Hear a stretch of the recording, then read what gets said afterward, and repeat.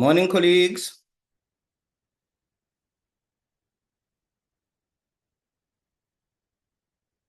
How's it going? All the best. Morning, Mike. Morning, Ken. Morning, Scura. How are you? I'm good, thank you. Wishing everyone very prosperous 2025. May it be a good one for all of us. Hopefully better than last year. But Yes. anyway, it's all the best, everybody. Quite right. Yeah.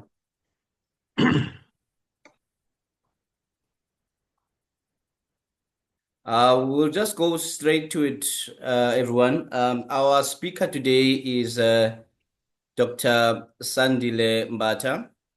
He's the National Chief Data Officer for COCTA.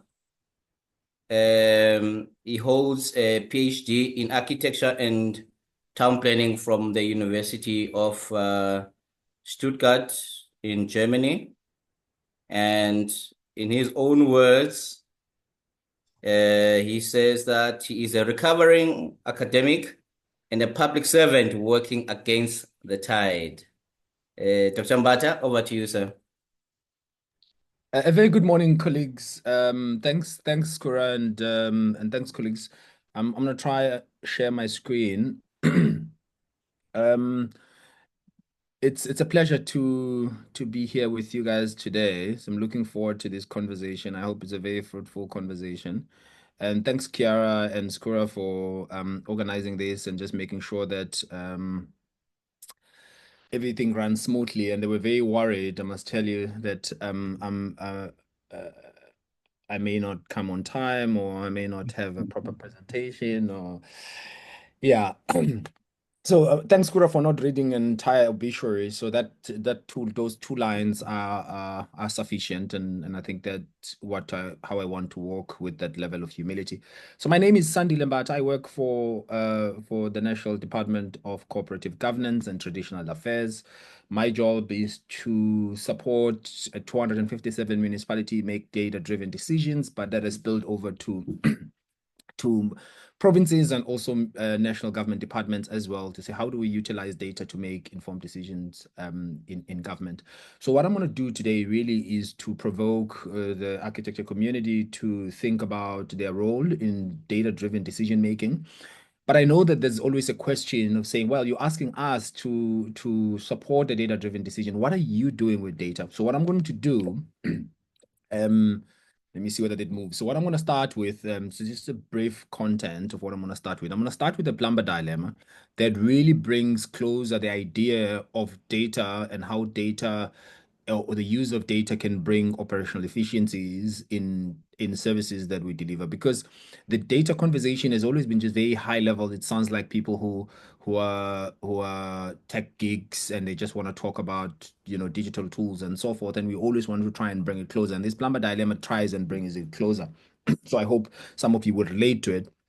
Then I'm going to talk about the National Strategic Hub, which is a sort of a country single source of truth that was launched in October 2024, which is last year. Then I'm going to start talking about smart infrastructure management, BEAM, the BEAM benefits, the global players. I'm going to talk about BEAM implementation in South Africa, the BEAM maturity levels. Then I'm going to talk just on outlook and overall BEAM barriers in South Africa. This is deliberate because we're completing a study on cost-benefit analysis of public sector BIM and implementation, and there's a lot of mixed response that's coming out of that. So I'll talk to that. But I'm going to just take you through the journey of why I think data is important, and no one should ever make a decision without data. And let's not confuse, colleagues, that we don't at all confuse data and digital technology and tools. Data precedes digital tools. It existed way before digital technology existed. So we made decisions on where to graze our cattle, what kind of partner to marry, what kind of jobs to do, what kind of crops to plant, and so forth. That's always been data that informs the decisions that we take as human beings. Now that it now comes out of, there's big data coming out of digital technology, we think that it just came with digital technology. It always existed, just technology has made it easier. So part of what I want to do is really to dismantle that idea that it's linked directly to technology. Technology just enables us to work with it much better. So this is I did apologize, Cora, that if there's anyone in the city who I will apologize. But let me play this video very quickly.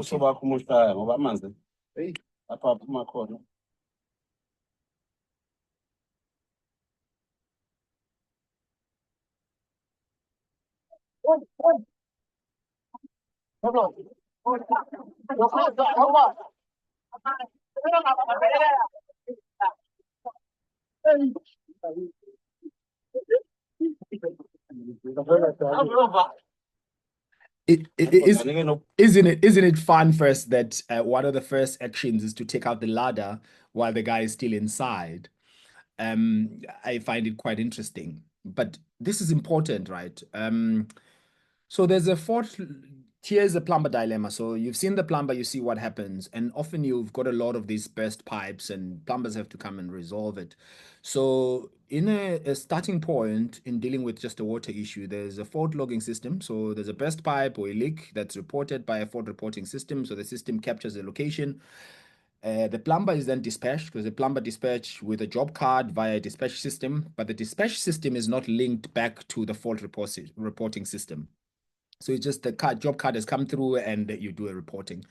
So the vehicle tracking is an issue. So you've got a plumber that uses a municipal vehicle that is tracked separately. So we use Netstar, and Netstar tracks all our vehicles in the city. But the tracking of those vehicles, and I say all our vehicles, I don't work for eThekwini anymore, but tracks the vehicles generally in any municipality, not just eThekwini.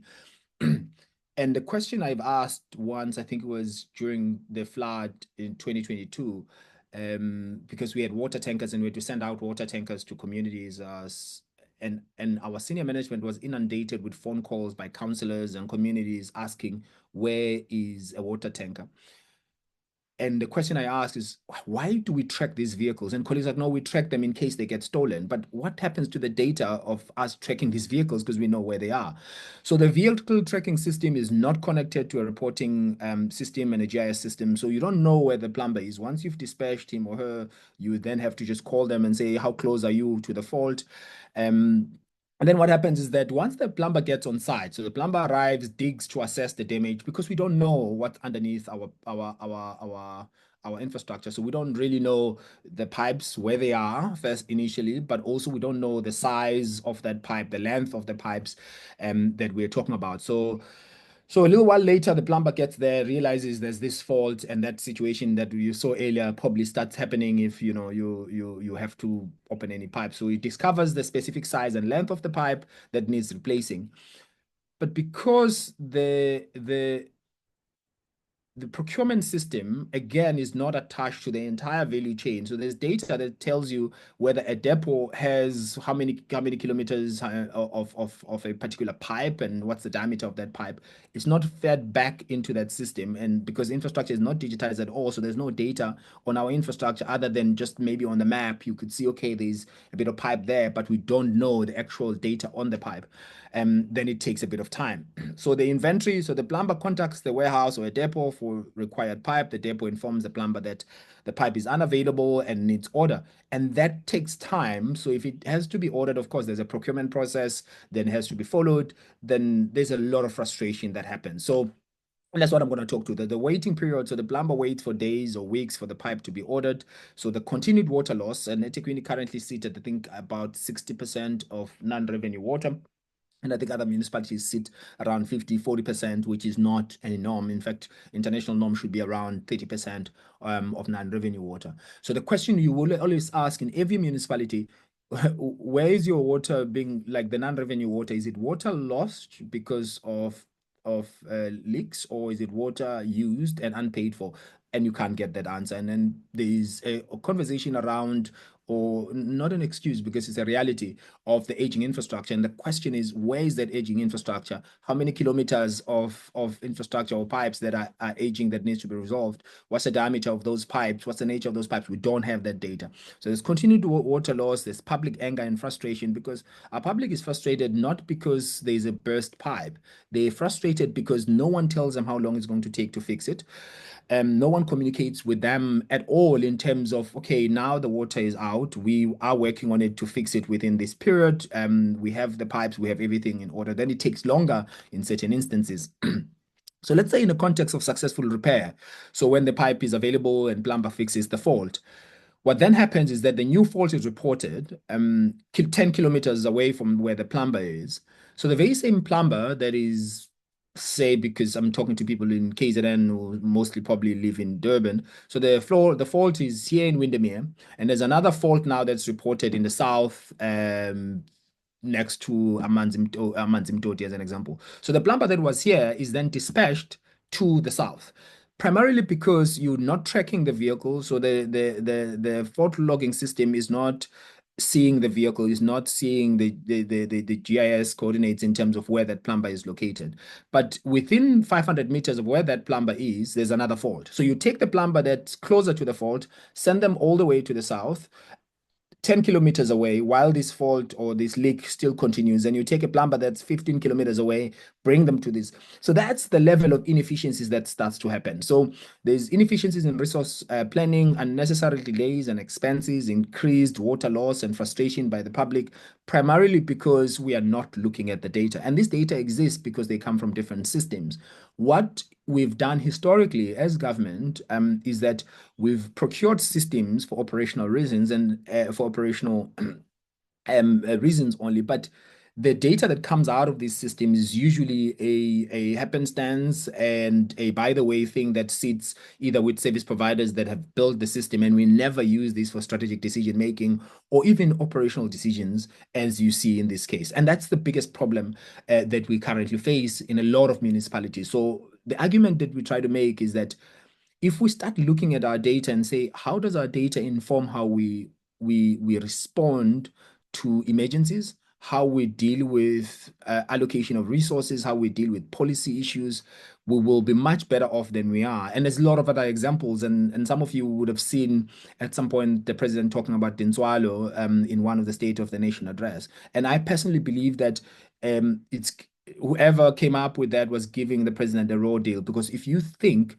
about 1994 and the data that comes out of 1994, you would have said, okay, there are people born in 1994, right? There's a first cohort because we're collecting statistics on people that are on births. So we already know how many children are born in 1994 and how many will be 30 at the commemoration of 30 years of democracy. The question is, where are they, right? Because you would have been able to track them. But there's people that would have finished matric in 1994 that you would have said, this is a cohort that already finished matric with all the Bantu education and all the disintegrated education system.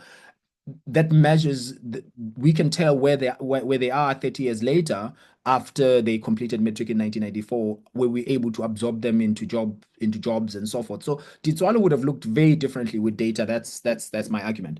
So again, the work we do and I drive on my side is really driven by the cliche that says, if you cannot measure it, you cannot manage it. And we fail to manage quite a number of things because we cannot measure them.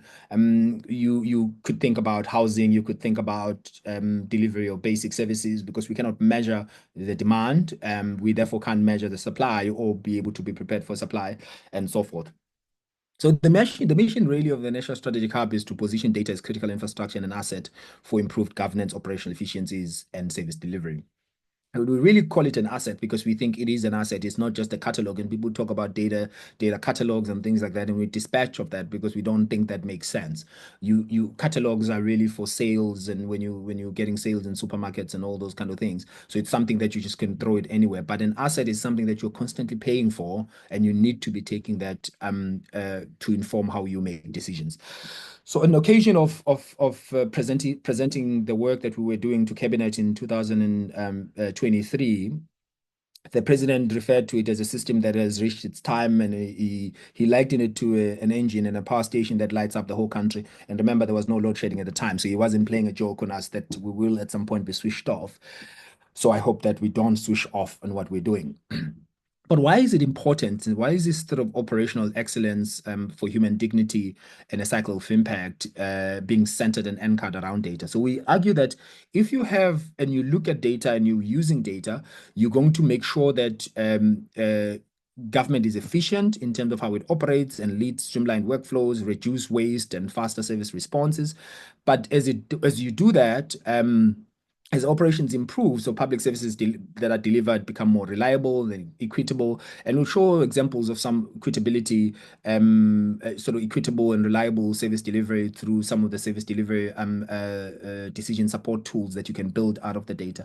So this includes, quicker access to healthcare, education, basic services, and so forth.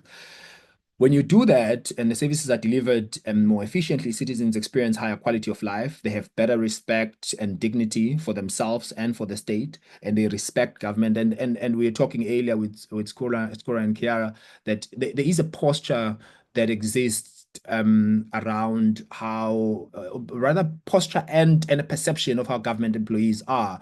It's primarily because people have no trust in government. So when you come and speak and you're a government official, you already are talking in deficit because firstly, we're beaten up because, we are considered inefficient, even though we're working in a bureaucratic system, which in itself, by design, is designed to be inefficient. But we also have not been good enough in certain instances to actually do certain things. And the public hold that sentiment that government is inefficient. If you want anything not to function, you give it to government. How do we change that so that we can provide human dignity? And I think data becomes a catalyst for doing these things. And some of the things that I'm not mentioning it here is that when we're thinking about data, we have to think about core governance. How do we make sure that our public doesn't go around saying government is inefficient without being pointed in the criticism of government, their own local government or national government or provincial government? But if we provide data and statistics on terms of how we are delivering, what are the budgets, how we're spending those budgets, just providing very simple insights and analytics, it helps us co-govern better with our citizens. So they don't come in and regurgitate the News 24 articles on how poor government is, but they are very pointed to say, okay, you've got X number of grant, X amount of a conditional grant or whatever grant you've gotten, and you spend only 20% of that, yet we still have problems. Why is that the case? Then you can be very critical of government in that sense, because personally, I get bored of people being critical of government, but yet they are not pointed, because I find it a very lazy citizenship, or lazy citizenry, because it's not pointed to say here is an issue. So we're hoping that data then starts to do that and create this active citizenry. So one of the things we've created is these district diagnostic profiles, which are a 360-degree view of all municipalities, because we think municipalities are complex entities that have people, has infrastructure, have environmental issues. There's a whole lot of governance issues, sort of spatial transformation issues that need to be dealt with. And very often when we talk about municipalities, either people say municipalities are dysfunctional because a municipality is not able to spend its grant, or is not able to spend money, or spend its budget, or not able to deliver services, or not able to collect rates. But no one ever asks, who lives in that community? What's the level of education? What's the level of employability of those people that live in those areas? What are the environmental challenges that the municipality faces? And there's a number of things you need to ask about these sort of complex entities that municipalities are. So part of what we're trying to build is saying, how do we look at these municipal entities as in a 360-degree view, but as also complex and ever-changing kind of spaces? And there's a lot of data that's coming out of Stats SA, that's coming out of National Treasury, coming out of Department of Education, of Basic Education, and many other departments, that tells us a true story of what's going on at municipal level, even at lower levels, right? And of course, there's challenges in terms of data, of lower level data, and we can talk about that, but I don't think that's of interest today. So this is public, so you'll be able to view it and see it live, and you could play around with it. And there's a number of data sets that already exist, and I'll share the QR code, and you can be able to go in there. I didn't share it earlier because I don't want you guys to then be looking on the side instead of looking at this presentation. So I'm a bit jealous, and want to capture you at least now, for now, to look at me. So what we then wanted to do is saying that if, as government, in the context of a DDM, which is an all of government and all of society approach, we want more municipalities to look at themselves using those 6 focal areas that I've shown of the DDM: the people development, economic positioning, integrated service provisioning, governance and financial management, and spatial transformation. We then want the provinces to have the same view of themselves in the context of districts and municipalities as well. So that's why we have a provincial diagnostic profiles, that the provinces are diagnosing themselves, because there's no provincial land. In fact, everything happens at municipal level, but then municipalities become become conglomerated together, become a province, and the province can only see itself through how services are delivered by municipalities. So this helps to create and manufacture some level of concern to say we are seeing the same problem as a province as you are seeing as municipalities, but we are seeing, of course, broadly in terms of the constellation of all the municipalities in our province. So I can't go in deeper into details, but then because the work we do is driven by the so what question. So you have all these analytics, the diagnostics, the question is so what? So one of the things we've come up with is the living plans portal. So the argument that I've constantly made, and I don't know whether it would land, and I work, like I said, I work in government and we're always constantly working against the tide, primarily because it is a desert, it's an ideas desert kind of place, because people are so scared to come up with new ideas because they either get shot down or because it's a stifling environment that doesn't allow that innovation. So we'll see where this ends, but we are making sure that these ideas go forth. So we're saying that the plan, so if you look at the IDP, the Integrated Development Plan, you look at the one plan as an example, which is a slightly different plan. You look at the SDF, the Spatial Development Framework. These are all documents that are static. So they either come in as a PDF document, sent out to the public. None of them are living documents. And what do I mean about living documents? So you've got an IDP. The first section of the IDP talks about the context of a municipality. And the context of a municipality somehow is captured as static. And we know that municipal spaces are anything but static. So you look at eThekwini as an example after 2022 floods. The focus completely had to change in terms of your focus on infrastructure, your focus on dealing with climate change issues, because we suddenly realized that we are a disaster-prone city, which we should have realized at least 10 years ago when small disasters were coming. But the IDP just captures that point in time and a snapshot of a municipality for over a period of 5 years. Yes, you review it on an annual basis, and some of the plans, of course, are also longer term plans. So it means you are planning in a false context because you've captured it only for that point in time. So it's not capturing the ever-evolving context of municipalities. But living plans means that you've got to have those diagnostic profiles I showed earlier. Those diagnostic profiles are fed by administrative data and statistical data that ever changes as municipal conditions and context environments do change.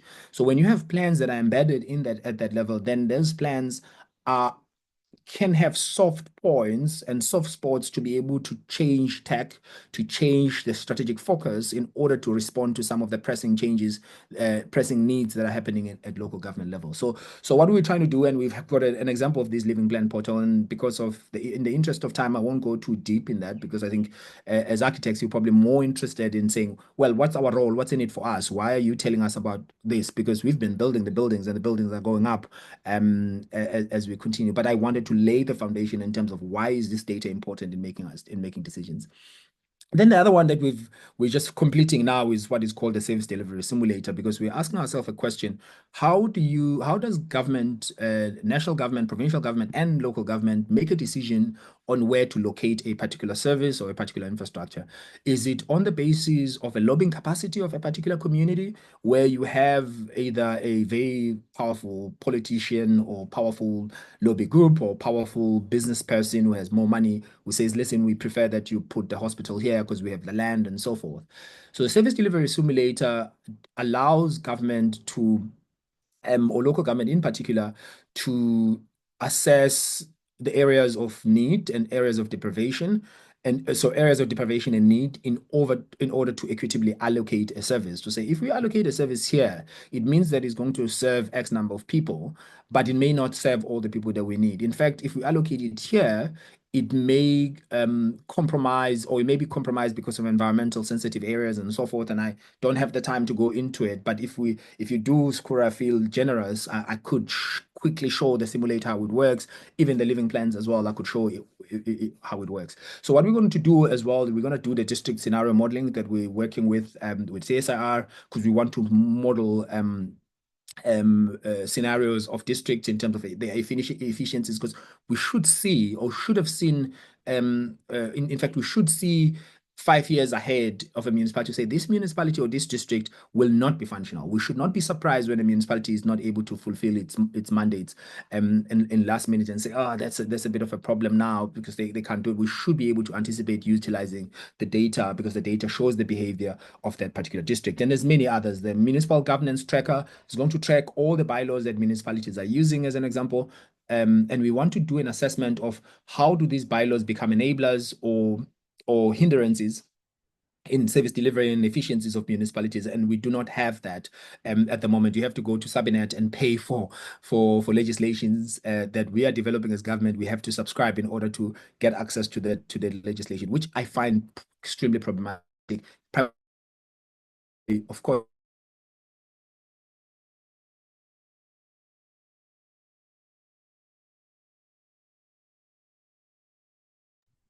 Sandile? I'm not sure. I think we're losing you there.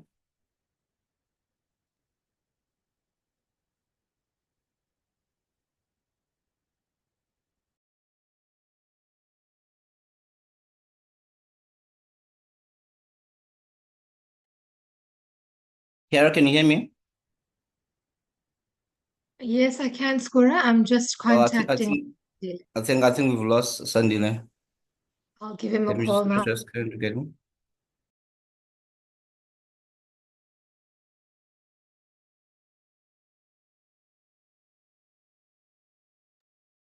Yeah, sorry everyone. I think we've lost our speaker. I'm just going to try and get him.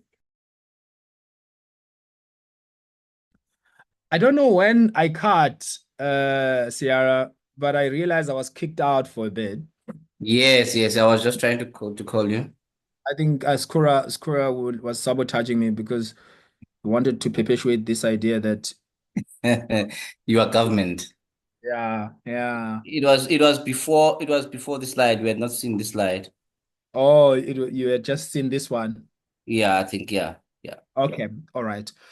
So apologies for that. This fiber never does that, and Kiara tried to spend time with me to see whether my fiber was reliable, and I did assure her that it was. It seems like I lied. Apologies for that because I really don't know what happened. So the next step is really a provocation. Provocation centered around the idea and the belief, and a very firm belief that data is a critical infrastructure in the built environment, but generally for decision making.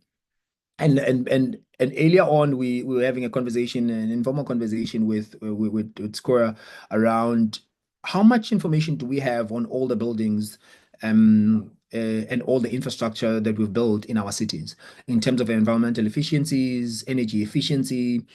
Do we have, the operational maintenance? Do we know the materials that are used and why that material is used in these buildings? We obviously don't have. And part of it is also the role of architects to say, how do we keep this information and how do we make this information available for decision making?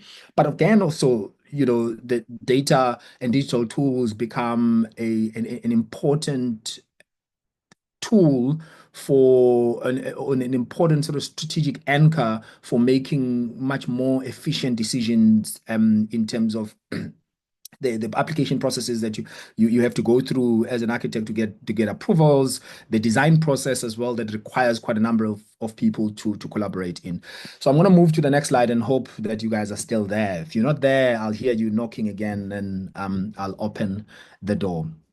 So then I'll move to the smart infrastructure management and the BIM benefits. So I'm not going to go, and I did say that to Skora, I'm not going to go into the details and the technical details of BIM because I think it's a rather different conversation. And my job today was really not to go too deep into BIM. You can invite a BIM expert that can go into sort of technical details of BIM. But there's a number of things that BIM helps you achieve, right? There's a number of things that you need to be able to use BIM to capture. So you've got a building, but it helps you with your construction logistics, so analysis, the data that you get, the safety issues, and many other things. And we'll go into the details of that. But there's benefit, the very sort of straightforward benefits of BIM. So there's better planning and maintenance of this building. There's real-time performance insights of a building itself and the construction sector. There's optimized design and construction, and I think that's where you guys come in very strongly, because you need a sort of a collaborative environment, and BIM offers that collaborative environment, that in the collaboration as a process and the design itself as a process, you're capturing quite a number of data sets that ultimately, and that's my interest in, that ultimately captures the data, and that data that becomes important in dealing with that asset ultimately. So the predictive asset management, it's about how you're going to sort of predict the asset management plan, and you could put resources aside, but also you can predict that this asset will need to be maintained X number of times and these intervals. So it enhances safety measures as well. And of course, there's life cycle monitoring with IoT devices, if you are able to then install some of these IoT devices. And we could argue about IoT devices as becoming more and more cheaper, which means that there is almost a no-brainer not for them to be built into the infrastructure and the buildings that we build. So who are the global leaders in this space? And the UK is leading in this space, the Middle East, Norway, Australia. And of course, we could have some serious conversations around the sort of culture of what's going on in the Middle East, in terms of there's a word I'm looking for that would probably resonate better with architects, in terms of the type of cities and buildings that are being built, which some of them lack the soul, right? Because they just not design in a soulful way, because they lack the sort of tradition and culture. Yet they also very technically efficient, because they're using quite a lot of BIM. How do we balance the two? And I think that's a provocation, of course, to the community to say, how do you balance the use of this technology but still holding on to very core principles of design and architecture that are very soulful? They take into account the community, the people, the tradition of buildings, because a lot of these buildings and glass, and I'm not, of course, saying that these are uncultured buildings if they are built of glass and metal. But you've seen some buildings that just completely lack the essence of culture in them. So some of the key factors is really the government mandates, the public sector integration of what they've been able to do. The government has really driven this mandate around BIM quite prominently, and the Middle Eastern countries, especially those with money like Dubai, UAE. I'm not sure why I'm mentioning the city, but I guess a lot of people would know Dubai and its innovation of what they are doing, of course. And I've made a disclaimer around some of the development of what's going on in UAE and the ethics around some of the things they are trying to do. The skills development, so they've put a lot of skills development focus on empowering and empowering people in the built environment, engineers, architects, and so forth. Technological advancements, making sure that this innovation is also met with technological advancement from the government side as a whole. So BIM implementation in South Africa, and that's what we've been trying to obsess about, so that we get an understanding on what is the role of government, if at all there's a role of government in the BIM implementation. So there are some of the sort of BIM barriers that we've seen. So there's high initial cost and limited funding for BIM. There's a lack of skilled workforce and training that is available. To a degree that there's quite a lot of architects that have no idea what BIM is about. There's a lot of engineers, they don't really know about BIM, and they still use sort of legacy systems to be able to do designs and so forth. There's poor regulatory environment and policy gaps. And that's where we also come in as government to say, let's understand the sector, so that we're not really following what the private sector is leading us to do, but we understand the sector and importance of BIM implementation. And that's why we're doing the cost benefit analysis of BIM, of public sector BIM implementation, because we need to to understand it better. So to make sure that any regulation that you put forward and policies, they are not prohibitive to the innovation that comes in, but they in fact produce a conducive environment for the sector to be able to thrive. There's the lack of infrastructure and technological limitations. There's infrastructure and technological limitations in many instances. There's resistance to change and industry culture, and I think again it's a wink. Is architecture as a sector and a community resisting that change? And what is the implications of resisting that change?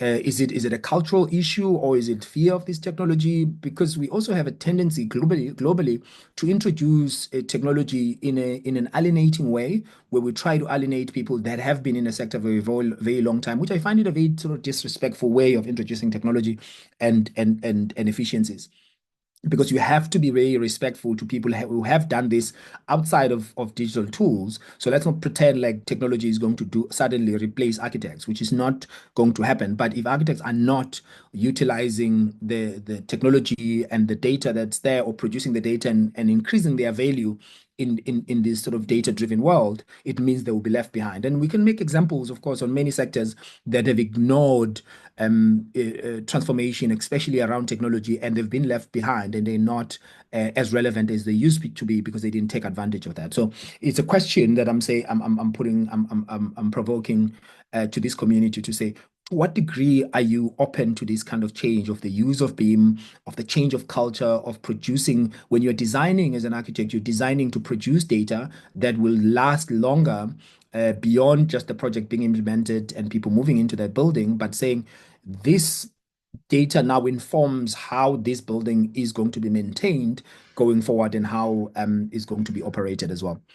So there's issues of data security and intellectual property concerns, primarily because the infrastructure is sitting in different places. It's not sitting in our regions, and the geopolitics don't help, because it means that if you have a lot of your data sitting in data centers in the US or in data centers in Europe, you're going to have some serious challenges in terms of your geopolitics and your safety of your data. How do we make sure that we then have built data centers where all this data that we're producing through BIM, because if we're purchasing BIM, and BIM, not the open source one, but the proprietary tools, it means that the owners of this technology still sit with our data. Then you have to pay for that data. How do you then not get hooked into these sort of legacy systems where they hold your data? And I think it's important to talk to issues of data sovereignty as a country and as a continent. How do architects, again, in the implementation of some of these digital tools, either push back or support digital sovereignty, support digital sovereignty,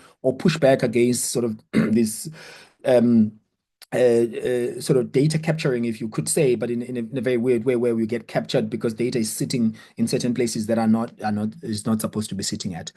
So the preliminary results of the study are already showing, in terms of of BIM maturity, in South Africa, we are still at level 1, where there's very partial collaboration at 2D and 3D, and we go deeper into this as we release the study, and we'll hope to share it with you guys. So there's very limited collaboration and limited reliance, or there's still over reliance on sort of non-BIM processes and tools, which are more legacy tools. So just generally the outlook, how do we overcome these BIM barriers in the South African context? So there has to be very strong government support and policy development. Again, government support doesn't come out of naive and superficial positionality of government, thinking that we can just put a policy or control things. You have to get deeper and understand, with humility, try and understand the sector. And that's what we try to do, at least to push other government departments and entities to say, let's go deeper and understand BIM and BIM implementation, and what would it take for public sector implementation, and so that we produce a conducive environment for the implementation of BIM. And I know that in the feedback that the colleagues were getting, there's a lot of architects who are saying, well, just get government out of it, because when you bring in government, you bring in inefficiency. So I almost used an accent, because that accent would have said, would have at least suggested that certain people were saying those things. But it was quite interesting to say the dismissal of government role in it, to say, if you want things done badly, ask government to come in. And I think it's pretty naive to say those kind of things, because it groups government as this inefficient space, as if that's true and holds true, and all of a sudden private sector are these sort of godly sort of efficient spaces, which of course you will argue that is not necessarily true. Efficiencies or inefficiencies are not only owned by government. In fact, a lot of private sector entities are completely inefficient. They probably have created systems that allow them to appear as if they're efficient. So I am a firm believer. I am also a firm protector of some of the public servants who work tirelessly to make this government efficient despite all odds. So there needs to be increased investment in education and training that has to happen at sectoral level as well. So architects have to put more money. So there's a challenge to South African Institute of Architects in KZN chapter to say, let's put more money in BIM training, to say, let's train our architects on the use of BIM, whether it's the use of BIM now, in 2 years, in 3 years, what resources are we putting in to ensure that architects that have come out already are practicing, are trained in that space? How do we make sure that academic institutions themselves start to talk about technology and BIM? It's not, I still have a picture, Skura, of you and some of the other colleagues, and now I think I saw Laura Hunt there briefly, moving with massive pieces of paper and all these sort of physical props that you always carried up to Shepstone building level. I can't remember the level 8, where you had these big desk where you're working on, and there was hardly a big computer where you guys were working on, probably a few computers or 1 or 2 computers you probably were working on. How do we change that academic institutions recognize the importance of BIM and the shift towards use of digital technology in the training of the new generation architects? Or are we still happy just to reproduce sort of the traditional architects that will then come out and get stuck in an ever-changing world and evolving world? And it's not nice to hear that about your sector, especially from a non-sector expert, because I'm not an architect, so I don't, and some of you will feel he has no right to be critical of us. But I was asked to come here and be critical, so I will be critical on the sector itself, not on people. So the financial investments for BIM adoption, and I think that is critical, because if we don't do that, it means that we're going to be again stuck on the proprietary tools, because we are we are not investing earlier on the technology, because if you invest earlier on in the technology, it means the technology will become cheaper. It's not going to be only companies like Zutari and others that hold this sort of BIM advantage, because they are ahead of the curve in a way, and there's other technology companies that are producing these BIM technologies that are holding on and making it extremely expensive and inaccessible for the sector. So the infrastructure and technological improvements, we really need to improve our infrastructure, so the data infrastructure, the technology infrastructure itself, and so forth. But also we need a very strong public-private partnerships, because if the public sector is not partnering with the private sector, we're not going to get where we want to get. And that's why I was saying that I find it very naive for generally architects to say, architects and other private sector entities to say, no, we don't need government in this space, because government is just not efficient enough to be driving this conversation. We're not asking exclusively for government to drive this space. It's saying, let's bring in architects, let's bring in BIM experts, let's bring in engineers and other stakeholders to engage on the BIM implementation in the country and say, how do we collectively drive and shape this sector going forward? So the case study really that we've done in BIM implementation, there's a couple of firms that have started the initiatives, like the Wolf Architects, Zutari, SAIA, and some of them because you work with them in the sector. So some of the key benefits really they are starting to accrue is improved coordination. So there's a sort of seamless collaboration. So clash detection, fewer errors, reduced rework because there's more accurate modeling, lower material waste, and cost saving in the process itself of design. Timely project delivery, so because there's better scheduling, real-time updates, efficient workflows where everyone is seeing what's going on. Some of the opportunities that need to be unlocked. So we need to secure high value projects locally and internationally, because a lot of international organizations and governments are starting to use BIM. So when you're an architect organization that is using BIM, has adopted BIM fully, then you have access to a broader market beyond just the South African context, because even if you are adopting BIM now in South Africa, it might be very, very difficult to invest, because that's another clash, right? It's difficult to invest on the BIM technology in the context where there is very little demand for you to be able to use BIM, and that's what becomes extremely difficult. So there's competitive advantage through the BIM-driven innovation that's happening in globally. It depends, of course, where you want to play. If you want to be very provincialized and play in a small space, then of course you stay in that small space and use some of these sort of legacy technology that are static and really aren't able to compete at the highest level. So compliance with global standards for broader market access. So there's a whole lot of global standards, iOS standards that have been developed around the implementation of BIM that are extremely important. And I think these companies have started to follow to follow that. The barriers in a BIM implementation in South Africa. So there's, as I've mentioned earlier, there's limited collaboration and over-reliance in these BIM processes. The skills and the capacity gaps are huge, and I think they exist not just in the architectural profession, but in the engineering profession. There's a lot of engineers that still rely heavily on the sort of legacy. Again, I'm going to call them legacy technologies that they've been using in the past that are not easy to integrate into the BIM process. There's absence of government mandates, unlike in the UK, the Middle East, and the other countries.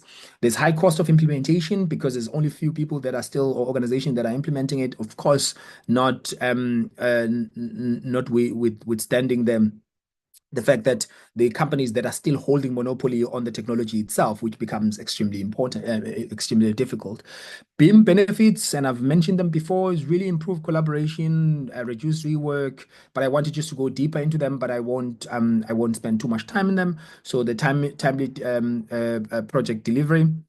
Organizational benefits, you are much more competitive when you're using this. You have access to local and international exposure because that's where the world is moving in terms of this space, right?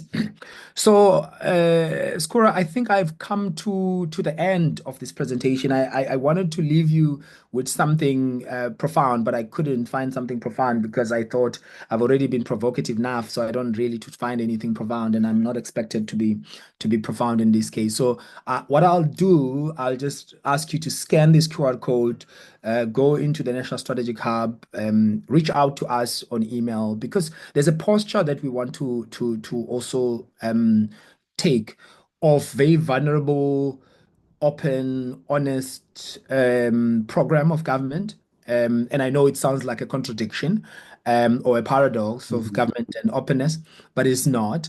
We want you to ask more questions about the data that's on the tool, on what we are doing, question its validity. But of course, it has to be done in a constructive and respectful and compassionate way because I've done this with a team, a very small team with almost zero budget. I've almost had to beg for every budget to be able to do this.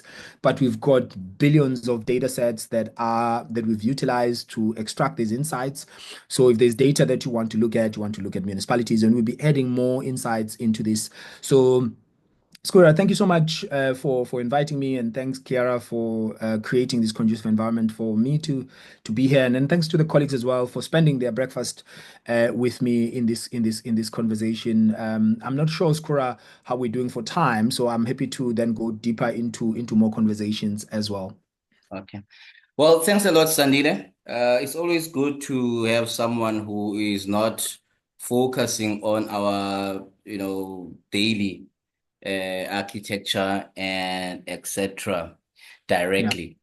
Can So I- thank can I- you so much sorry- for that. Yeah. Sorry, Skura, can I Yeah. briefly, because I still think I have a little bit of time, if you don't mind. I was Yeah. wondering if there's an opportunity to show some of the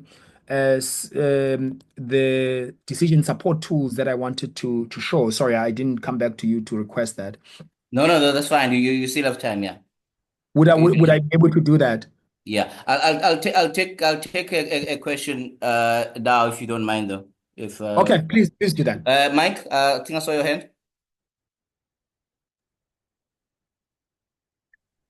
Thanks, Guru. Thanks, Sandile. I just want to say I've waited 18 years for this presentation. And I say that in the context that for me, the best legislation that was ever introduced, particularly related to built environment, was GIAMA, Government Immovable Asset Management Act 2007. I'm glad you're shaking your head up and down and not left and right. So, because I think I need to tension you up a bit, seeing as you tensioned, I'm sure, quite a few architects up. I've spent a lot of my life trying to do that. But it is quite extraordinary how few government entities understand that. We did a major project where we advocated it, and, you know, BIM modeling, as-built modeling, blah, blah, blah, blah, you name it, everything digital, train, and not a thing happened. It's quite staggering. So I am so excited to meet you, to hear what you're saying, and all I can say is the very, very best of luck, and may you deliver enormously. Thanks very much. Thanks, Skura, and thanks for introducing us. Thank you, Mike. Ken?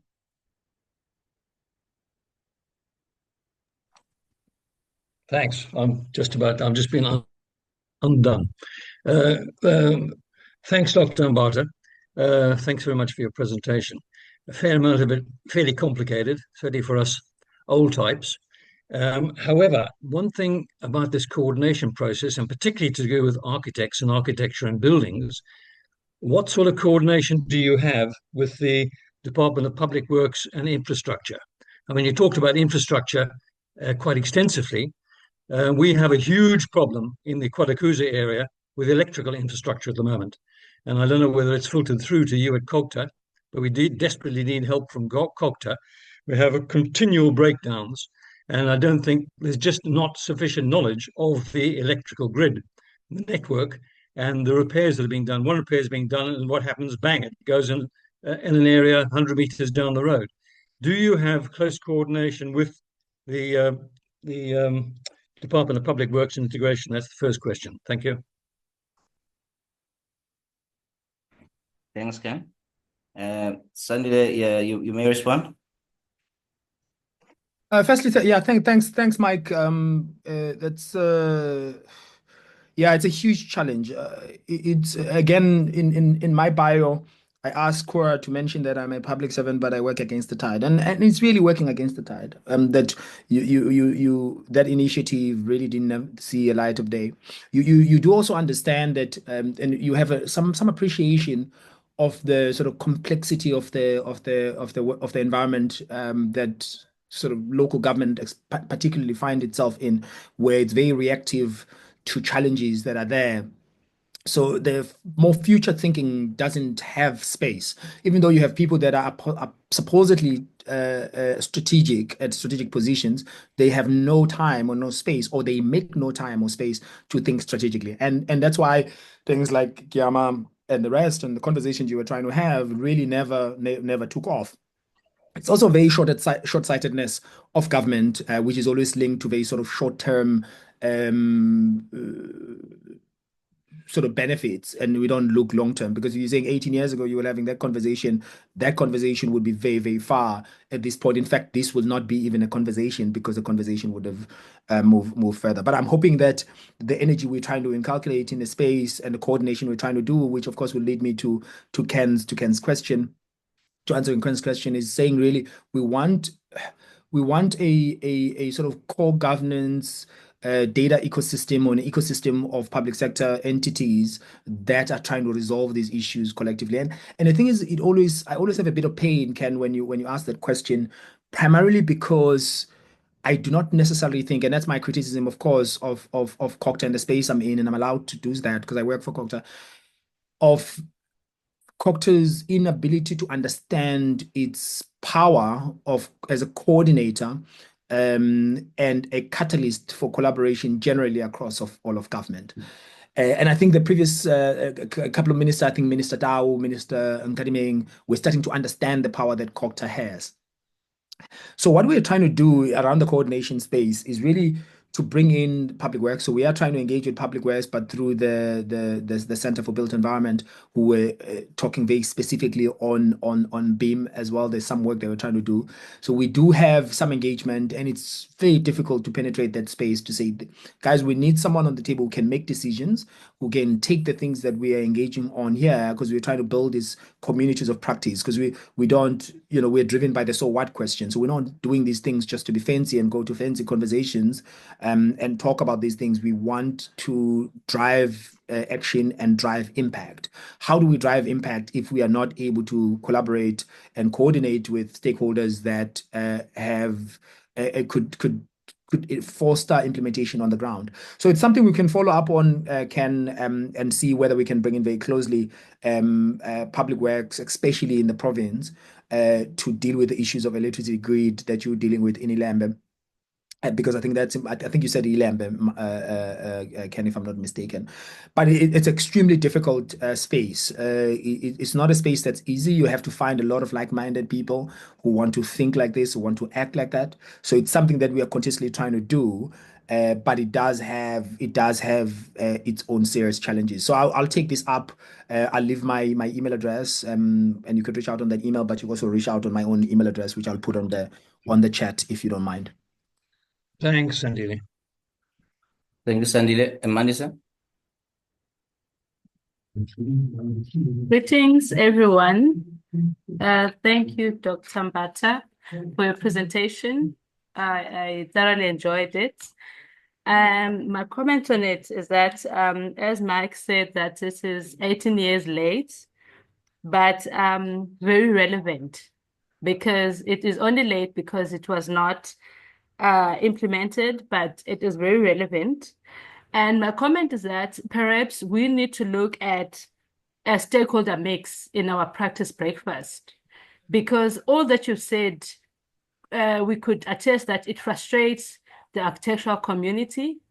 Because I'll make an example, you submit plans at a Ladysmith municipality. I'm not going to mention the name, but I was expected to take my plans to a fire department on the other side of town, to sewer department on the other side of town, and electrical. So all of those departments are not integrated in any way.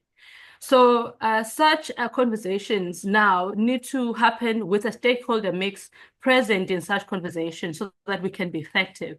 Because you find that now this is an architectural community, but then we know that if municipalities were present, we've got energetic leadership in some of the municipalities that could benefit in this type of a presentation and even implement and engage you further. So I'm just saying that it was very insightful. And also being insightful, it will help in the future that we could have more stakeholders in one room. I foresee a situation, Skura, of a BEAM conference, where Ken spoke about public works, municipalities. I think it is very urgent and necessary that we must have that, and we can progress further. Thank you. Yeah, good comment. Thanks, Mandisa.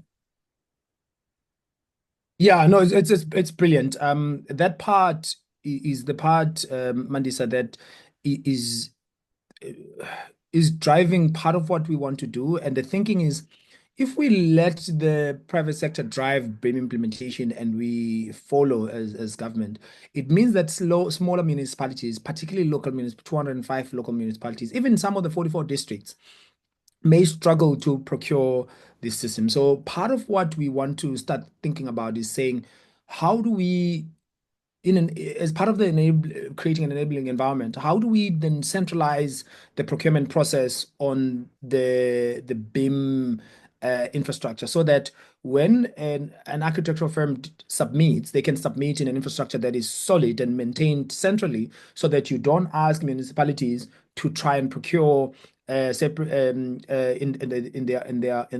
their own, which means that as an architect or a developer, you have to submit to one municipality using BIM, and the other municipality you still have to do it manually and go to 5 departments.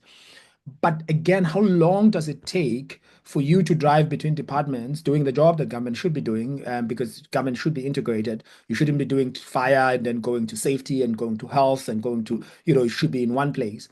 How does it shorten that process by just having a BIM submission that says, if you're making a comment on a position of a building or whatever the case might be, and how that affects efficiency, energy efficiency, the energy people are already there to say, oh yeah, we also agree. So when you go and then make changes, you're making changes to cover 3 sectors of people that need to approve or approvers in the institution.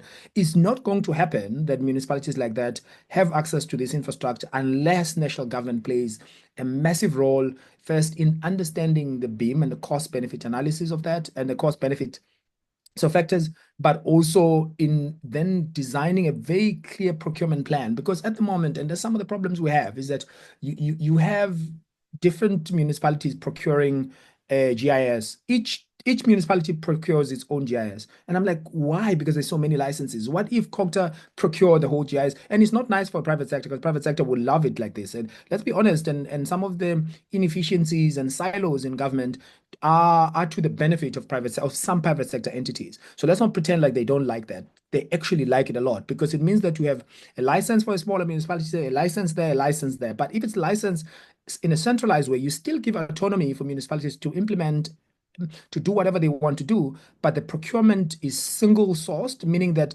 smaller municipalities that have no capacity can still be able to do that. And I think it is really very important a point, Mandisa, that you are raising of bringing in this sort of stakeholder mix, but it's going to be part and parcel of the community of practice that we would like to at least have so that we can have this engagement on BIM going forward. It's not just a once-off engagement with architects, a once-off engagement with other national government departments. Thanks, Kura. Thank you, Msizi. And then afterwards, perhaps you could just comment on the comment on the chat by Rudy Sandile afterwards. But Msizi first. Good morning to everyone. Thank you, Dr. Mbatha, for the very, very interesting presentation. And I have sort of been following some of the work that the National Strategic Hub has been doing. And I think it's great that it's finally intersecting with what we are doing as architects. My question is based on my role that I play at the National Department of Public Works. We have a centralized drawing archive in our department, and over the years, I would say that it has become more and more ineffective because we are not able to access archival drawings that can assist us in efficiently producing as-built drawings or revisions to some of the older aging infrastructure that we have. And this has become quite a big problem. And essentially, what ends up happening is that we end up going to the private sector to get people who are using either LiDAR scanners or drone technology to rescan these buildings in order to digitize them.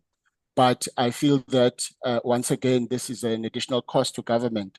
So my questions are really about how do we then, and you find this across actually national government, provincial government, and municipalities. How do we, what strategies do we use to fast track this integration process?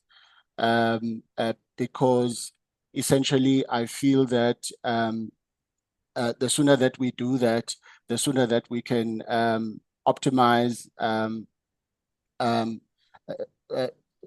the renovation of some of the more complex buildings, which historically were only done either by hand or maybe using 2D software. I think that's really the essence of the question, is that how do we fast track the optimization of that using these initiatives that you've talked about. Thank you. Thank you, Msizi. So the comment on the chat box is, please comment on linkages, collaboration, property evaluations, asset operation, and management investment. I know Rudy, so I'll say no comment. I'll take a government approach, no comment. I'll comment, Rudy. I think it's extremely, the property valuation part is extremely difficult to link it to the BIM process, and I think it also links to what Msizi is saying, because a lot of these properties are properties that are not digitized at all, and some of them, of course, and I want to talk more on Msizi's question, because I think it's important. It also moves us forward, Msizi, because it's very difficult, by the way, to have access to some of you people in your department.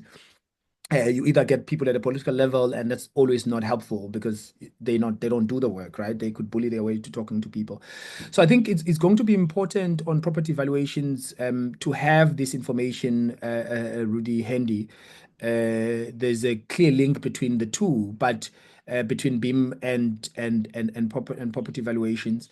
I know the automation of property valuations has become extremely difficult, and I know some European countries have tried to do it, and they've hit a lot of snag as a result because of the lack of infrastructure and quite a number of challenges that are there. But I think there's a very sort of clear link between the two because it makes things easier. And linked to your second question, of course, of asset operation and management, investment. If you know everything about your asset, you will obviously manage it better. You will invest in it better because you also know the intervals at which you can invest in maintaining your infrastructure or your asset. At the moment, there's a whole lot of either speculation of what you need to do, or you rely on always bringing in an expert as and when you feel there's a need or problems, and it's very reactional because you have to react to a crack that has come up with your building or a leak or something that has happened in that particular infrastructure before you can do things. So BIM becomes then extremely important because it means that as an asset owner, you will have the entire history of your assets, when they were built, what they were built of, and various other components and characteristics of the building itself, which you at the moment a lot of sort of asset managers have no information on that other than what they see on the outside. They may not know even the history of the asset. I'm not sure what I'm covering that, Rudy. You can come in there. Msizi, first of all, it's great to meet you. So we'll want to engage with you. So part of what we're wanting and we're hoping to do is that this BIM conversation, particularly with government entities, is then advanced to saying what is the position of government. And I think that's what we need to take. What is the position of government? How do we go into any procurement process? If we have to procure, we go with a multi-user agreement. So because what's going to happen, Mrs. and I can assure you, is that Department of Public Works will get a leadership that says, that's it. We're moving with BIM, we're moving with some digital technology to maintain our buildings so that we know we digitize most of our buildings, and they'll procure a digital infrastructure or a tool for that. And I can assure you that health will do the same separately to do with their clinics and hospitals. And I think education will do the same because, we don't know what our schools are built of, and which, it's always funny, right? We talk about children as the future and we invest so much on our children, yet we send them to buildings that we don't know when they'll collapse, whether they've been maintained or not maintained. And of course, that's next level because we could make fun of the very fact that we don't know where our schools are because we get data that shows the geolocation of schools sitting in all different places, and we're trying to resolve that, and we will resolve that. So I think what it will take, Zizi, is this sort of close collaboration at the national government level with a community of practice that brings the BIM experts together. CSIR has been driving some conversations that have brought us into, but what we are really concerned about is saying who represents municipalities and the interests of municipalities in these conversations. You've got the city of Cape Town that is wanting to move ahead with BIM, which is going to be very difficult to do and do it by themselves. And that's why they've engaged with us as well to say, guys, we want you to be able to help us with. And of course, there's, and since you will know, and other people who've dealt with COGTA will know that there is a trust deficit that exists about COGTA and how responsive COGTA has been. So we work a little bit against the tide because we always have to build trust a little bit more for people to even trust what we are doing. So if you're saying we're building a community of practice, people say, oh, well, let's see whether you do that because you haven't followed through on certain things. So I will want to engage with you, Msizi, going forward to say who else in Public Works could we engage with going forward and bring them into this conversation, because hopefully we're going to have a workshop where we're going to present the results and outcomes of the cost benefit analysis and say where to from here in terms of regulation, policy, then the planning process in terms of investment. Could we then collectively invest in the technology itself so that we avoid the dependency that's going to happen, where we're going to go into these procurement processes and then we'll be tied and attached to a particular service provider, and it's happened over time. So we're not learning, of course, as government, because I think we should have learned in terms of how we've been attached to proprietary tools that we have no control of. Back to you, Skura. Sure. Thank you, Sandile. Ken, would you like to just come in as you type something on the chat box? Yeah, sure. Thank you very much again. Well, I'm not trying to hog the thing, but Dr. Mbatha, comments on, I mean, your adage, which I think is vitally important and central to the whole issue. If you can't measure it, you can't manage it. I think that's vital. And I think that should be emblazoned on everybody's forehead in private sector and public sector. But tell me, any thoughts on size? In my personal view, eThekwini is far too big. It needs to be, in fact, broken up into smaller parts. However, the corollary of that is that so many of our municipalities are far too small. We have this curious dichotomy between in size. How much do you think size matters? And is there any merit in the idea of a centralized building control unit that would, in fact, handle building applications and building approvals throughout the province in terms of coordinating information?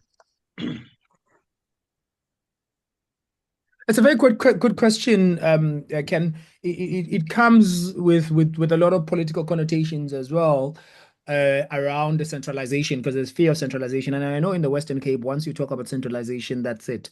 The conversation ends there. So that's a bit of a challenge, right? If you know that eThekwini will have capacity, City of Cape Town, City of Johannesburg, City of Tshwane, Ekurhuleni perhaps to some degree, and some of the metros of the 8 metros will have some capacity to be able to continue with excuse me, with the building approvals.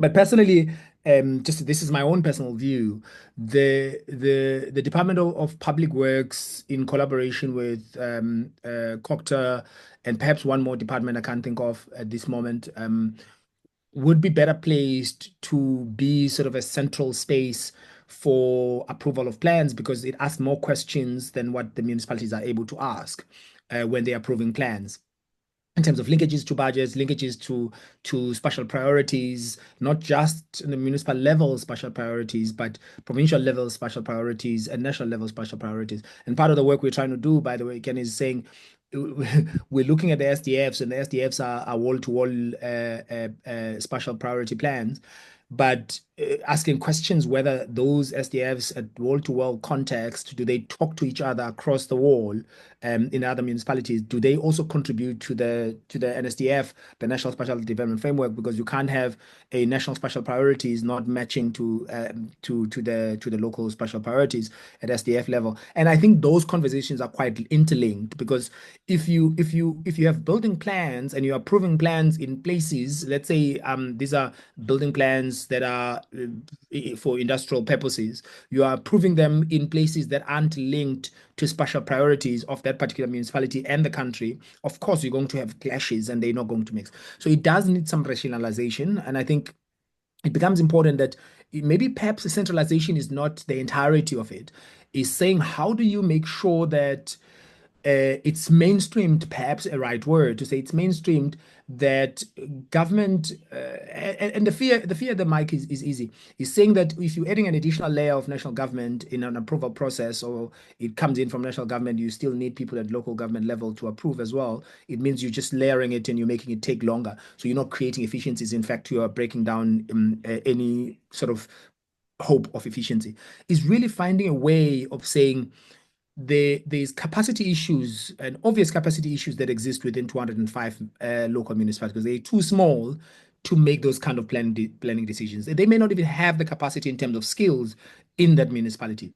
How do you make sure that building plan approval still happens, even though those municipalities are small, because you have sufficient data and the skill that sits either at COCTA and Public Works to be able to approve the plans more efficiently, where you still give municipalities a say on how they approve, right? On the plans that you are approving. So it's really finding the coordination between municipal government, provincial government, and national government, and have a seamless way of connecting those two. It's a very complex question and thought provocation.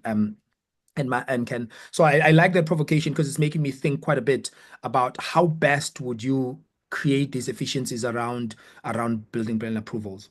I don't know whether eThekwini is too big, because I think there's a eThekwini colleagues here. They will tell whether it's too big to fail, or whatever the case might be. And then so I think I've covered the issue of centralization, and I think it's problematic. I think centralization is problematic also because it could make assumptions that there's efficiencies in centralized processes, and saying there's capacity in national government. I think national government has no capacity, to be honest. There's very less capacity, because they're not in the core front of what's happening in local government. So you do need local government to be able to influence what happens on the ground, because they are on the ground.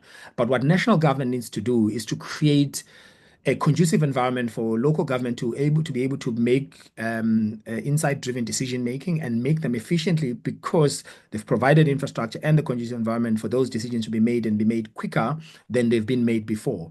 And I think it links very well to what Umandisa was saying a bit earlier, that the amount of effort of walking a document or walking a submission from one place to another is completely unnecessary.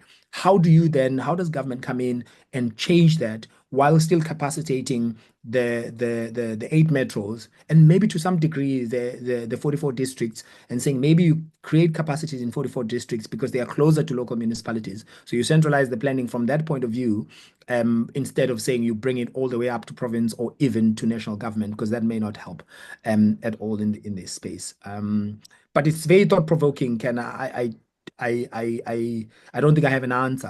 I have a own provocation of myself, and I appreciate that you've provoked it even more. Yeah, just think about it. Thanks. I'll sit on it. I'll actually have a whole weekend thinking about it with a glass of water. Okay, well done. Dr. Mbatha, thank you so much. I wanted to find out, I love the term life cycle monitoring, right? Yeah. Life cycle monitoring. Then we can say roads that were constructed in this period are likely to last for this long. Then we plan accordingly, right? Yeah. And then we allocate budget. Now I'm talking at the municipality level. Yeah. Then we allocate budget for infrastructure based on what we feel is important, community participation, etc., all the stakeholders.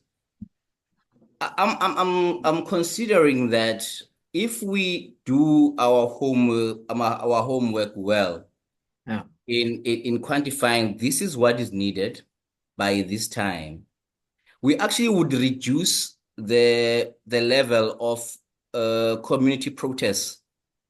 The reason I'm saying that is, if we say a particular municipality has 15 gravel roads, based on our budget this term, we can only work on 5. And if government is very open with that, okay, we're prioritizing this access route. We are prioritizing this access route. People want a hall. We're doing that in this financial year. We cannot do an extension of the school this financial year. We can do it next financial year. I mean, why would people protest if we are open and we communicate with people? I don't know whether as professionals or government, we undermine the intelligence of society, and people just like, we've been asking for a bridge here for the last 10 years. And then the next thing they go ban something else. Okay, I don't condone that at all. There are better ways to protest and voice your opinion than to take what you already have and bring it down. But I'm wondering, I mean, don't you think we could curtail a lot of the protests if we say people know that this will not happen this financial term? It can only happen in the next financial term. And how could we communicate that to everyone so that people know? Yeah. I think they have a right. I'll start controversially first. I think they have a right to ban things, right? I think they have, and it sounds controversial coming from government. You know why I say that, Skora, and I'm going to go back to your question. I say that because government has deliberately, since 1994, because of the political connotations, have deliberately manufactured concern by saying that everything they built is government. So you have a public, a park is government. It's a municipal hall. There's no municipality that owns a hall. It's a public school that is a school that is owned by government. So when we're angry, we ban something that belongs to a person we think they are perpetrators. I grew up in northern KZN in Ulundi. I've never seen schools being banned because schools were being built by communities where I grew up. There was something called Ukanda Mpondo, which was a tax that was paid to Amakosi, which now we ridicule. Those monies were building clinics. Those monies were building even the traditional authority. So when people were angry, they will not ban what they own. So the banning part, banning the road, is also because that road is not mine, because that road moves faster and kills our kids, because it's not slower. It actually doesn't even serve us. It's just passing through our community. So we'll ban those. So I think it's really a posture of what government has taken of owning things that they should not own. So government should not own anything, because we say government for the people, by the people. So people own those things. So you don't ban your own things when you're angry at yourself, because all of a sudden when I'm angry with my wife and she's still sleeping, I have to check because she might, she might cause an alarm. So I don't start banning her clothes here or banning our bathroom, because it's our property. We both live here. And I don't encourage my kids to start banning a TV or banning anything in this house because they're angry. But if I start saying, hey, listen, this is my house, you guys just, you are staying here temporarily, but I own everything here, they'll start demolishing things here when they are angry. So I think it's important to also mention that and acknowledge that it's a form of protest that is really capacitated and supported by government and the posture that we've taken. On the issue of governance, and I think you're talking to the issue of core governance. You say, how do we core govern better with our citizens by being very transparent in what we do? But transparent is not sufficient, Skora, in itself as just a process and a tick box exercise. So I'll make an example. So National Treasury puts out a data set on budgets, expenditure of municipalities, everything online. So it's there. So it's transparent, right? So everyone can access it. So you can go to National Treasury website. You can extract data on your own municipality. You know how much they spend and what they spend on. In fact, you can go to the skills and it will tell you how many people are employed in the municipality, how many are male, how many are female. And you even see the gaps, the gender gaps, that you've got excuse my French, you've got a dick farm in a lot of government entities. You don't have a lot of women. How do you then deal with the issues of GBV if government itself is not employing sufficient women in leadership positions? But it exists, it's out there.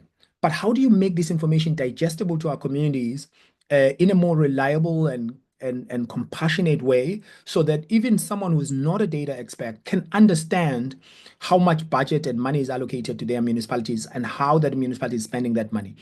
And I think we don't have sufficient respect for our communities to say we want to co-govern with them. And that comes with a lot of humility and understanding that as government, you can't do everything alone, but also everything you do. And public servant itself has lost its true meaning. Being a servant, what does it mean being a servant? You're working for the people. So meaning that you constantly have to do a report back. And part of what you are saying is that it's not sufficient to say here's an IDP budget, a municipal budget, and here's an amount that's allocated to a particular ward or particular infrastructure, but it's saying, how do we then drill it down to say, this is the exact project that we want. These are X kilometers of road that we're going to develop in your area. We've prioritized this because you guys, through the IDP process, have said to us, you need this road to be paved. So we've prioritized the road instead of the community hall that you wanted, because we believe for community hall, you could have used a school to meet, because I don't think communities need community halls, to be honest. They probably need a meeting space, but we always confuse it as they need a community hall that's exclusively for meeting. How often do they meet? They don't meet every day. Perhaps they could use a school on weekends if they want to meet. We have to be very creative as government. But I think what you're talking to is really the transparency that we need to have, and you need a culture change in government, of people that are in government that are willing to be vulnerable and put themselves out there to say, in my department, this is what I want to do, and I promise to do this, and I want to be transparent with how I want to do that. And I think it's going to take just one department to do it, or one municipality to do it, because even the best functioning municipalities, you can make examples of a city of Cape Town, they're not very transparent. They're not transparent with the seawater and the fecal sludge that they're pumping onto the water, and the water quality in the areas like next to Clifton and so forth. And eThekwini, of course, is well documented. Are we being honest about what we put out there to say? We don't say to people, don't swim. We're saying, well, you can swim, but this is the water quality level, and we are working on it. This is what we are doing in order to. We're not just testing it, but we are dealing with sewer leakages. This is the money that we've allocated to do X, Y, and Z. So please bear with us. We're not just like, hurrying to say, okay, we have a blue flag status. We are saying that we are putting money to make things better. I don't think anyone will protest. In fact, I don't think people will be disgruntled as they are. People are disgruntled because they have no idea what's going on. And really, you're absolutely right. And I can't really state it enough, but I think it's way more complicated. It really requires, and this is my last point, it requires a local government that is not a bottom feeder. And I argue that very often in government we've taken a posture of bottom feeders. And I say, I'll qualify what I mean. Bottom feeders mean that we employ people that will not ordinarily be employed elsewhere. And government becomes the last resort of employment. And if you do that, the posture and the culture in that institution means that it's going to reflect your bottom feeding character, and you're not going to have people that are creative, that are okay being blamed. If I'm being criticized, in fact, you are criticizing yourself for keeping me as a servant, so it means I'm not good enough. I must go elsewhere because I'm not producing, and that's not a culture that exists, and it will change over time, and one wants to hope that it does, and people like us last longer. And I don't think I will last longer, and it's true, but I've always walked into government with a resignation letter at the back of my pocket, just without a date, so I could leave at any time. But I hope that there's more people that want to do and make impactful change. A mouthful. Thank you, Dr. Mbatha. Rudy? Hi, Sandile. I certainly hope that you don't resign soon, hey, or get sent. Hey. Just a very short comment. I do have a much longer one. Wow, comments have been, your presentation was awesome. The comments have also been so useful. I'm reminded of the Giyama, and I was just now thinking with the new MEC, new ministers in public works, and I'm thinking, but where is Giyama? Anyway, so that's the question I have. Two things. I believe rather aim smaller, and I just use an example from the bad old Ulundi days that we were in. Tracking registration of properties is maybe similar to tracking the amendments or the improvement on buildings. If you don't do it every day or within sufficient frequency, you're going to lose it. And then you have to start all over again. And believe me, the hospitals in KwaZulu-Natal have been remeasured at least 3 times. So that's a big warning. Rather start smaller. The other thing is, but make accessible, and that's the big thing. So until people are all on board, it's not going to work. The other one is we need to embrace informality, because we're living in a very complex community. Embrace the informality.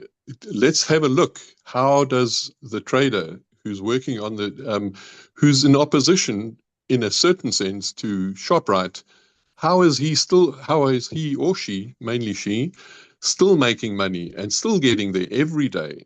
So those are just 2 things I would like to share. Thank you. Thanks, Rudy. I think, yeah, no, I agree. There has to be a staggered process of how we get where we want to get, and I don't think we will. I'm not a big fan of elephants being eaten and cut into pieces, but I think we should just try and consume this elephant in small pieces. and also find a way way more compassionately to bring people on board to do these things in the way that we want to do them, so we don't alienate people, we don't alienate communities. And I think communities are quite adept to taking over technology or to adopting technology, and they have in certain instances. But when you build sufficient trust for them to be able to do those things. But yeah, so thanks, Rudy. I think it's a very useful comment for me. Thanks, Kura. Thank you, Rudy. Dr. Mrembe? Thanks, Kura, and thanks to Dr. Mbatha. I follow you on social media, so so it's quite nice to see you in real life. Okay, Sandile, listen, great work, and I mean, you're one of the leading data specialists in South Africa, maybe even on the continent, and congratulations to that. Listen, take us into the world of artificial intelligence. Where does that leave the work you're doing?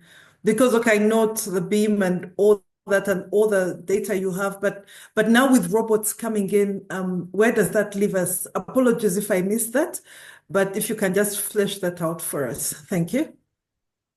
Thanks, Doc. It's a fascinating question. It comes at a time where the AI industry has just been disrupted in a beautiful way, right? If you guys have been paying attention to DeepSeek, the sort of Chinese company that is making AI way more accessible. And of course, Americans and Europeans are starting to cry foul and talking about data sovereignty and data protection and security, which they never mentioned when they were still owning and hosting AI and driving prices up and making AI inaccessible. So it's quite a weird and quite an interesting exchange. I think, again, as South African government, we've been extremely slow in preparing ourselves for AI revolution, and we must be very honest with that.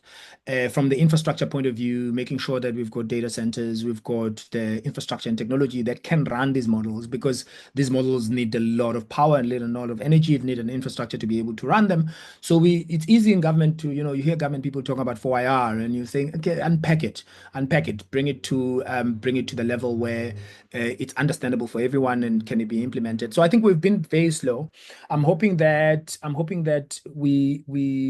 we take advantage of the decreasing prices of these models that are open source, especially with DeepSeek and many others that will come, right? And this is just an example, because there's more that's going to come. It's going to make things cheaper.